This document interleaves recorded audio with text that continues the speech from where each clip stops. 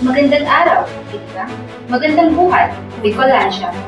Ito ang Tinig at Tanaw, ang inyong lingkuhang podcast na tumututok sa mga mahalagang issue at pag-unlad sa sektor ng edukasyon. Ako ang inyong host at sa episode natin ngayon, tatalakayin natin ang isang napakagandang balita at hakbang para sa ating mga bayang guro. Ang mga guro, ang ating mga pangalawang magulang at tagahubog ng kinabukasan ay karapat-dapat lamang sa pinakamataas na pagkilala.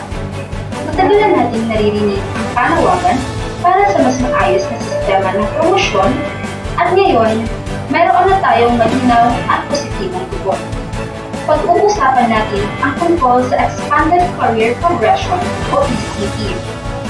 Ang promosyon ay hindi lamang yung mas pagkakas sa posisyon, kundi isa itong pagkilala sa walang sawang dedikasyon at syaga ng ating mga guro.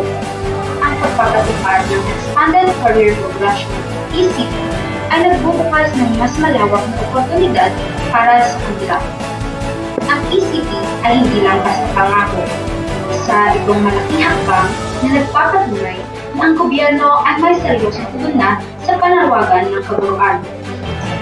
Bagamat mayroon pang prosesong kailangan daanan, ang pinakamahalaga ay mayroong pagbabago. Pero, paano pa ito na isa katuparan?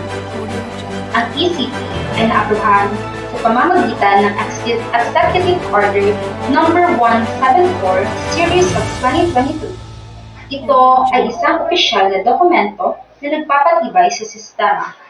At ayon pa kay Gambal, binigyan ang pagsasakatuparan nito ng 3 taon para sa transition period. At ito ay natupad sa eksaktong panahon na nagpapakita ng katapatan at paninindigan ng gobyerno.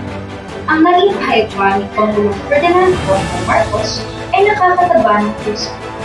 Sa ganitong sistema, wala na raw kung publikong guro ang magre-retiro na teacher 1 lamang. Ito ay babayaran sa lahat ng pagod, sakripisyo at serbisyo ng ating mga guro. Ang inisyatibong ito ay hindi lamang nagbibigay ng pangsugaran sa guro, kundi nagdudulot din ng pag-asa sa bawat mag-aaral.